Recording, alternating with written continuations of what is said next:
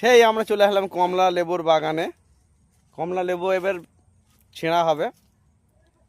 ছিল তো ভাই, ছিল। ওকে। ছিল ছিল ছিল দেখি কেমন টেস্টিং ছিল। আমরা এসেছি তিনজন মিলে কমলা লেবুর বাগানে, দেখা যাক টেস্টিং কেমন। কাঁচা সেই সুস্বাদু লেবু,